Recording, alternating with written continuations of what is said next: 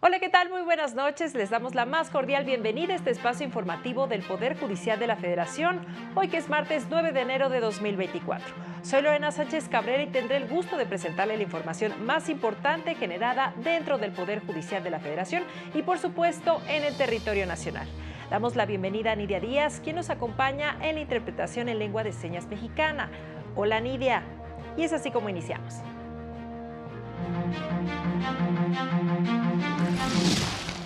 La Corte fija criterios en materia de suspensión en amparo y tercero extraño a juicio por equiparación. El Seguro Social no es autoridad para el juicio de amparo cuando realiza descuentos a la pensión para pagar créditos. Mujer víctima de tortura sexual recupera su libertad después de permanecer más de 12 años en prisión. Proponen confirmar acuerdo del INE para designar encargado de despacho de la Secretaría Ejecutiva. Iniciamos con las noticias. En su sesión de este martes, el Pleno del Tribunal Constitucional del país resolvió dos contradicciones de criterios. El Pleno de la Suprema Corte de Justicia estableció dos jurisprudencias luego de resolver dos contradicciones de criterios. La primera jurisprudencia relativa a la apariencia del buen derecho en la suspensión en el amparo directo. El análisis de la apariencia de buen derecho no tiene cabida en la suspensión que se dicta en los amparos directos. Lo anterior porque no se advierte que esa hubiese sido la finalidad del legislador, aunado a que ello contraviene la mecánica dentro de la suspensión en el amparo directo. La segunda jurisprudencia relativa a la figura de tercero extraño a juicio por equiparación. El no haber sido notificado debidamente de la reanudación de un procedimiento no puede actualizar la figura del tercero extraño a juicio por equiparación. Para el canal del Poder Judicial de la Federación, Mario López Peña. La segunda sala de la Corte determinó que los descuentos a las pensiones con motivo de créditos otorgados por instituciones financieras en convenio con el Seguro Social no constituyen actos de autoridad para efectos de la procedencia del juicio de amparo.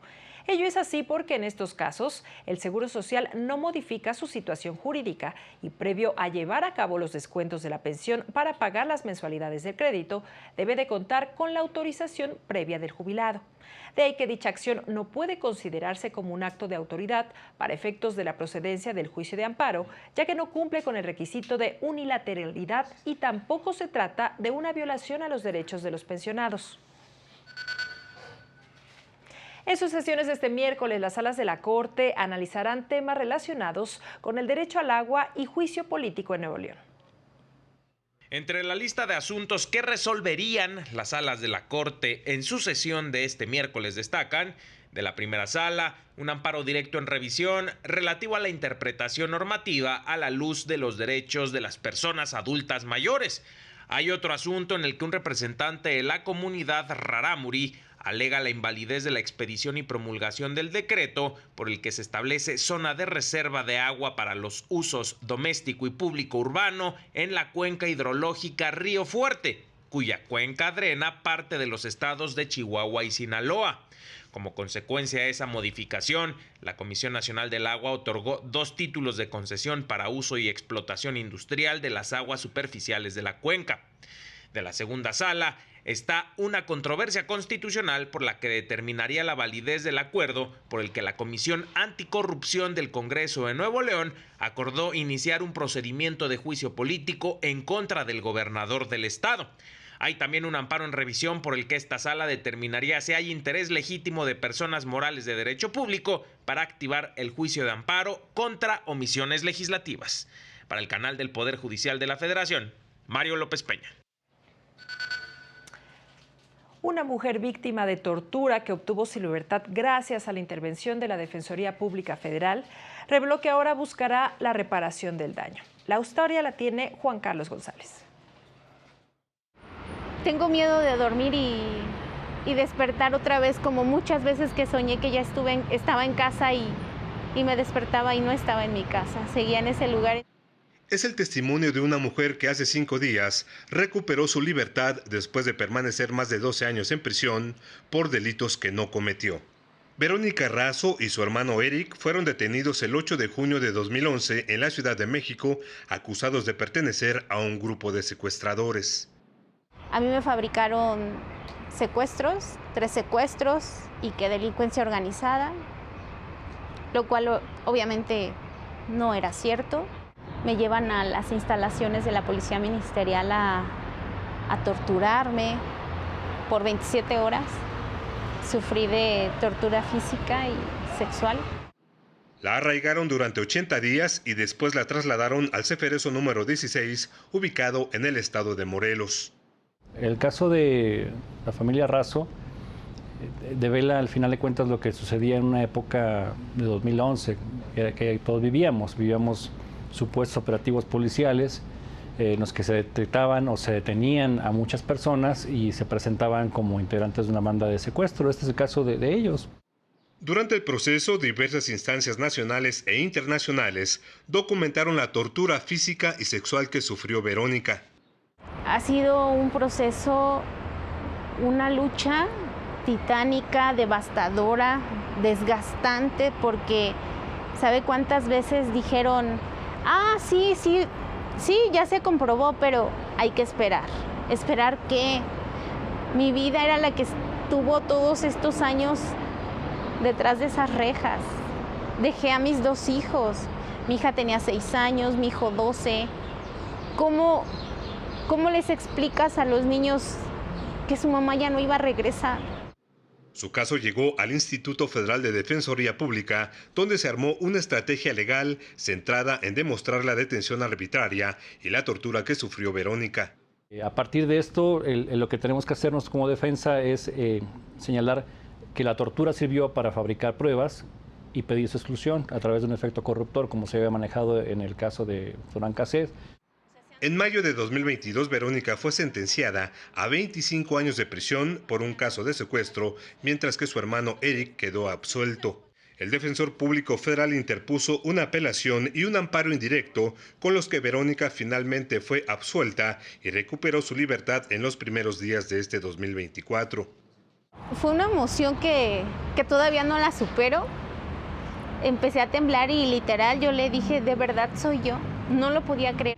Le digo a mi mamá que Dios puso en el camino a las personas que intervinieron, a los licenciados que intervinieron y que son de la unidad de litigio estratégico. Son los que pusieron todo el empeño del mundo, de verdad. Hoy su lucha está enfocada en recuperar a su familia y que se le repare el daño causado por los 12 años y medio que pasó en prisión injustamente. Para el canal del Poder Judicial de la Federación, Juan Carlos González. Pues ahí está historia. Y justamente durante 2023, la Defensoría Pública Federal logró que 109 personas obtuvieran su libertad a través de la ley de amnistía, de las cuales 35 eran mujeres y 74 hombres. De las personas que recibieron este beneficio, 102 se encontraban en situación de pobreza, 3 presentaban discapacidad permanente, 3 fueron incitadas a delinquir por su pareja y 1 fue obligada por un grupo criminal. Las libertades obtenidas a través de la ley de amnistía fueron logradas en su mayoría en el estado de Sinaloa con 45, 12 en Chiapas, 10 en Guerrero, 8 en Jalisco y 7 en la Ciudad de México. Son 8 de la noche con 39 minutos, momento de hacer una pausa, pero volvemos con más noticias, no se vayan.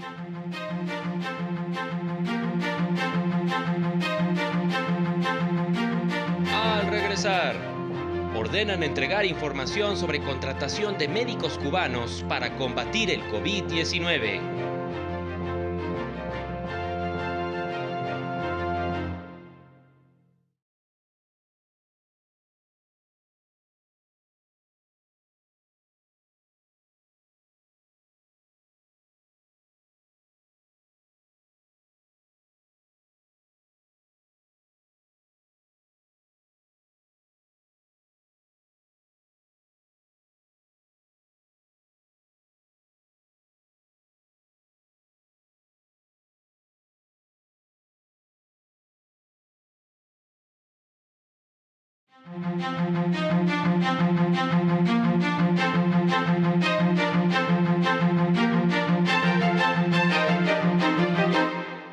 Gracias por continuar con nosotros. El Tribunal Electoral dio a conocer el proyecto de la magistrada presidenta Mónica Aralí Soto Fregoso, con el que propone resolver los recursos de apelación promovidos por diversos partidos, solicitando invalidar el acuerdo del INE que estableció un mecanismo extraordinario para garantizar la integración y funcionamiento de los órganos centrales de dicho instituto.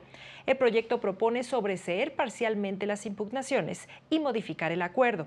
Sobreseer en torno a la presunta violencia de género y obstrucción para ejercer el cargo a la presidenta del Consejo General del INE.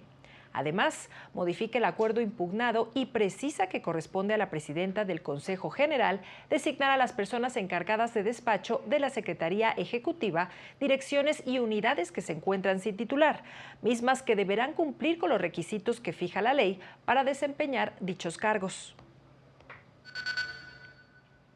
Después de 3 meses de espera, la CEAVI aquí en la Ciudad de México ha incumplido con la reparación del daño a Kenia Cuevas, quien fue víctima de violencia institucional por parte de la Fiscalía Capitalina al denunciar se investigara el transfeminicidio de Paola Buenrostro. Con motivo del incumplimiento por parte de la Comisión Ejecutiva de Atención a Víctimas de la Ciudad de México de la sentencia que ordena reparar el daño a Kenia Cuevas, activistas y familiares clausuraron simbólicamente sus instalaciones. La activista, quien sufrió agresiones y violaciones a sus derechos en la búsqueda de justicia por el transfeminicidio de Paola Buenrostro, exige que se cumpla la sentencia conforme lo previsto en la ley. Y bueno, estamos aquí para exigirle a la Comisión de Atención a Víctimas la inmediata reparación del caso de Paola Buenrostro. En el 2016, que fue asesinada mi compañera Paola Buenrostro, viví varias violencias de derechos humanos por parte de la Fiscalía. Kenia Cuevas mencionó que hasta el momento la CEAVI no ha cumplido con lo ordenado en la sentencia por el tribunal colegiado. Y si es un llamado de atención a todas las comisiones que se pongan a chambear. Lo único que tiene que hacer esta comisión es entregar una propuesta de reparación y no lo hacen. Señaló que es importante abogar por las personas trans para promover sociedades más equitativas. Para el canal del Poder Judicial de la Federación, Rosy García. En otros temas, el INAI ordenó al gobierno federal entregar información relacionada con el programa que implementó con médicos cubanos para combatir el COVID-19. El Banco del Bienestar deberá dar a conocer información detallada, así como facturas de la entrega de los materiales relacionados con el programa México-Cuba Combatiendo Juntos el COVID-19. Luego de que el INAI detectara que el gobierno de Cuba se quedó con el 94.4% del monto que México otorgó para que personal de salud prestara servicio en la capital del país. Acorde a un informe internacional, otorgó $10,700 por 3 meses a cada uno de los 585 médicos y los enfermeros cubanos que prestan servicio en la capital del país. No obstante, La Habana solo les dio $600 para 3 meses como cobro fijo. En un inicio, el Banco del Bienestar se manifestó incompetente para conocer lo requerido y sugirió presentar la solicitud ante la Secretaría de Salud. El INAI advirtió la existencia de áreas que podrían atender este caso, como la Subdirección de Contratos y Operaciones Financieras, para que así la institución bancaria modifique su respuesta. La información transparente legitima las decisiones de los gobiernos y acerca a los gobernantes con sus gobernados, y más en estos temas tan delicados de acceder a la salud y a los datos. Para el canal del Poder Judicial de la Federación, Fernanda Benavides. Y este martes retomó su camino la caravana migrante denominada Éxodo de la Pobreza, que salió de la comunidad de Los Corazones rumbo a San Pedro, Tapanatepec, en Oaxaca. Más de 2.500 personas, entre las que hay familias enteras con niñas, niños, adultos mayores y personas con discapacidad, recorrerán cerca de 26 kilómetros y quedarán a la espera de poder contar con un transporte que los lleve a la Ciudad de México, donde continuarán su recorrido hacia Estados Unidos. Y mire, ahora en temas de salud, especialistas aseguraron que el 56% de las mujeres que sufren depresión fueron víctimas de abuso sexual antes de los 17 años. La depresión es la segunda causa de discapacidad en el mundo. En México, las mujeres son más propensas a la depresión que los hombres, con el 10.4%, mientras que ellos con el 5.4%. En primer lugar, porque las mujeres tenemos un mayor riesgo de padecer depresión que los hombres. Es casi el doble de mujeres que tienen depresión que los hombres. Y esto no es solamente porque los hombres oculten sus emociones, no es un problema solamente metodológico, sino es una diferencia real. En el marco del Día Mundial de la Lucha contra la Depresión, especialistas indicaron que el 56% de las mujeres con depresión padeció abuso sexual antes de los 17 años. El 35% de las diferencias entre hombres y mujeres en depresión puede explicarse por el abuso sexual ocurrido en la infancia a las niñas. Señalaron que ante este padecimiento, las mujeres se enfrentan a mayor vulnerabilidad que los hombres, ya que son víctimas de discriminación, desigualdades económicas, violencia psicológica y física. Para el canal del Poder Judicial de la Federación, Rosy García.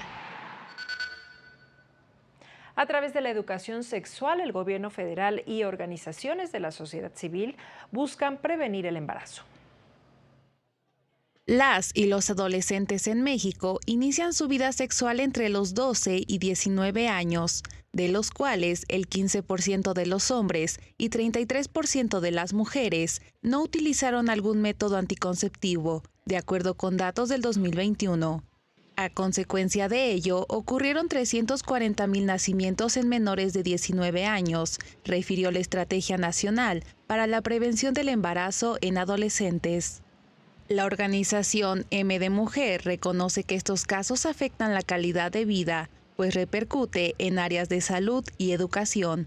Ante esto, uno de sus objetivos es promover la educación sexual y hace un llamado a identificar los primeros síntomas de embarazo, que son dolor o sensación de inflamación en los senos, cambios en el estado de ánimo, sueño, dolor tipo cólico leve, sangrado escaso, cansancio y mareos matutinos o náuseas. Sin embargo, estas señales pueden confundirse con los síntomas previos al periodo de menstruación, por lo que se recomienda realizarse una prueba de embarazo casera, de sangre o bien acudir al médico. Para el canal del Poder Judicial de la Federación, Fernanda Benavides. La Secretaría de Economía retiró a la empresa Holcim del listado oficial de comercios que forman parte del Plan General de Reconstrucción y Apoyo a la Población Afectada por el huracán Otis en Acapulco y Coyuca de Benítez Guerrero. Lo anterior, pues señaló que no se garantiza con precios justos en materiales de construcción a la población damnificada. Añadió que continuará con la supervisión de los comercios oficiales para evitar abusos con los consumidores.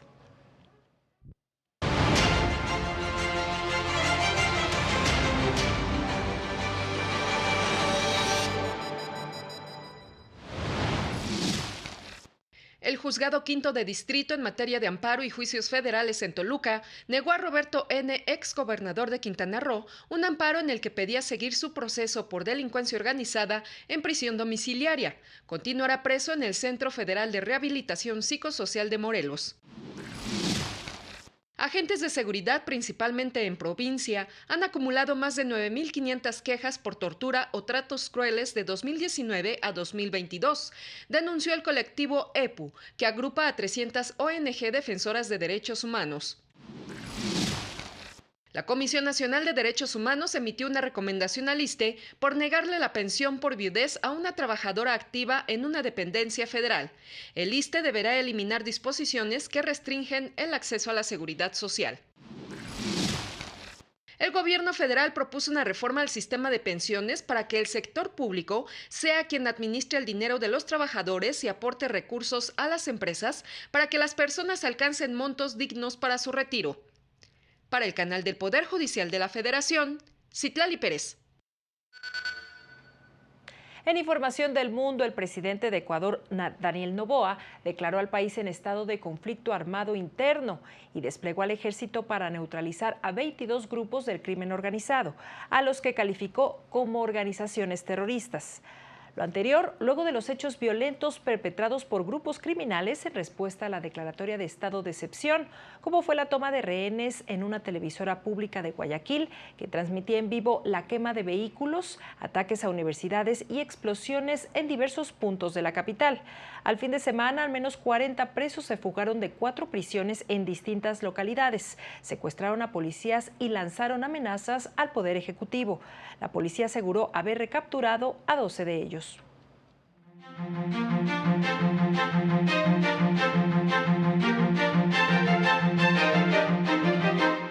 El presidente Emmanuel Macron nombró a Gabriel Attal como nuevo primer ministro de Francia. Anteriormente era portavoz del gobierno y titular de educación, convirtiéndose en la primera persona homosexual en encabezar la República Francesa. Ante el aumento de casos de gripe y COVID-19 entre la población de España, el Ministerio de Sanidad ordenó el uso de cubrebocas obligatorio en los centros sanitarios. Pese a la nueva norma, algunas comunidades se oponen. De acuerdo con la UNICEF, el incendio ocurrido en la región de Bangladesh provocó que más de 1.500 niños y niñas se quedaran sin acceso a la educación. El incidente además afectó a 5.000 personas refugiadas. Autoridades locales y organismos de la ONU solicitaron la ayuda inmediata a la comunidad afectada. Para el canal del Poder Judicial de la Federación, Arturo Rodríguez. El Departamento del Trabajo de Estados Unidos destinó $12.4 millones para financiar el combate al trabajo infantil, el trabajo forzado y apoyos a trabajadores migrantes en México. Los recursos serán destinados a 3 organizaciones para aumentar las acciones en el ámbito local que atiendan estas problemáticas, principalmente los estados de Chiapas y San Luis Potosí.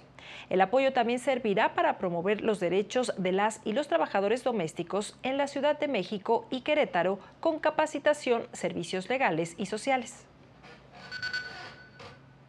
Y en información económica, el Banco Mundial advirtió que en 2024 el crecimiento mundial se desacelerará por tercer año consecutivo. Estima que el Producto Interno Bruto crecerá solo 2.4% frente al 2.6% del año pasado. Alertó que sin considerar la contracción originada por la pandemia en 2020, el crecimiento de este año será el más débil desde la crisis financiera mundial de 2009.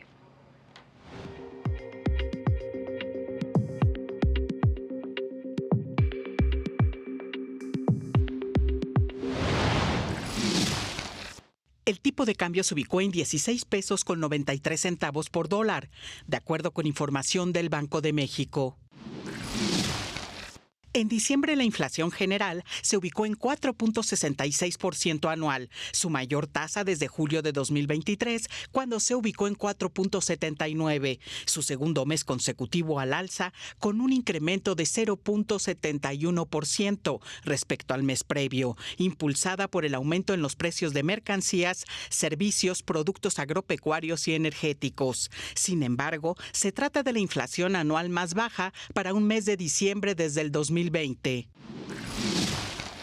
En lo que va de enero, el precio de la canasta básica alimentaria registra un costo promedio de 1,829.40 pesos, una alza de 1.87%, de acuerdo con un estudio a nivel nacional de la Alianza Nacional de Pequeños Comerciantes. Los productos que más aumentaron su precio fueron el tomate, cebolla, tomate verde, chile poblano y pollo entero, y los estados con la canasta básica más cara fueron Quintana Roo, Tabasco, Sonora, Aguascalientes y Jalisco. El INEGI dio a conocer que este año la unidad de medida y actualización UMA, utilizada para determinar el pago de obligaciones, incrementará 4.66%, con lo que ahora valdrá 108.57 pesos diarios y entrará en vigor a partir de febrero. Para el canal del Poder Judicial de la Federación, Lilian Moreno. Y mire la siguiente información, ¿usted ya retiró su arbolito de Navidad? Porque si vive aquí en la Ciudad de México, hasta el 31 de enero estarán abiertos los centros de recolección de árboles de Navidad en las distintas alcaldías.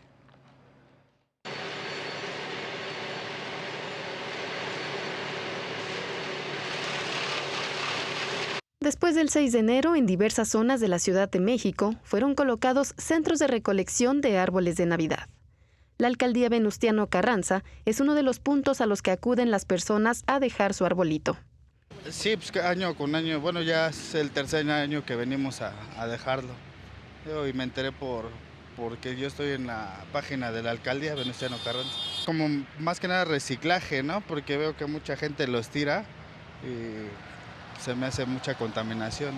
Tenemos árbol que encuentre mi gente del área de limpia, de parques y jardines, de alumbrado, los recoge y los trae aquí al punto. O sea, tratamos de evitar que sean vandalizados. De los 3,000 que vamos a tener, que esperamos tener como meta, 40% han de ser encontrados en calle. Pero tenemos la indicación de recogerlos, o sea, no los dejamos ahí abandonados. Después de la trituración de los árboles de Navidad se genera composta que es colocada en áreas verdes para regular la humedad y facilitar la absorción de nutrientes a las nuevas plantas. Así que llevar los árboles a centros de recolección es una buena forma de ayudar al medio ambiente. Pueden llamar al número que ahorita les voy a dar, al 57 64 94 04 para dar su domicilio y vamos a recogerlo también a su domicilio. Lo traemos y lo trituramos. O sea, la idea también es evitar que los quemen y que terminen en la basura y generen más contaminación. En algunos de los centros de recolección, las personas que llevan su árbol navideño pueden llevarse a casa una planta de ornato o composta para sus plantas. En el caso de la alcaldía Venustiano Carranza, estarán recibiendo arbolitos hasta el 31 de enero de 9 a 6 de la tarde. Para el canal del Poder Judicial de la Federación, Laura Murillo. Muchas gracias, Laura, por esta información. En 2023, las pérdidas por desastres naturales cubiertas por seguros fue de 90,000 millones de dólares, inferior a los 125,000 millones de dólares registrado en 2022. Esto de acuerdo con un reporte de Munich Re, la mayor reaseguradora del mundo. Los sismos en Turquía y Siria fueron los más destructivos, con 58,000 muertos, 50,000 millones de dólares de pérdidas globales y más de 5,000 millones de dólares de primas cubiertas por el seguro. Y es así como llegamos al final de este espacio, como siempre, agradeciendo su compañía e invitándole a mantenerse aquí en la señal del canal del Poder Judicial de la Federación. Soy Elena Sánchez Cabrera y en nombre de todo el equipo que hace posible este espacio, le deseamos que tenga una excelente noche. Hasta pronto.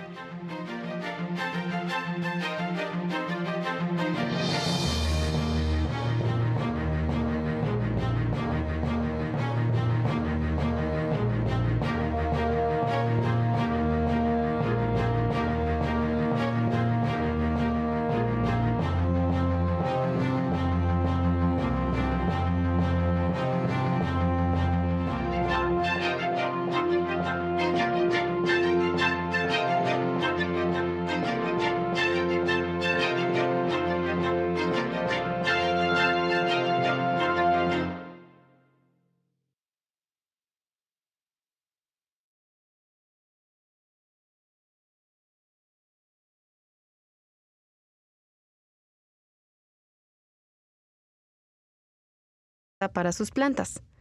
En el caso de la alcaldía Venustiano Carranza, estarán recibiendo arbolitos hasta el 31 de enero de 9 a 6 de la tarde. Para el canal del Poder Judicial de la Federación, Laura Murillo.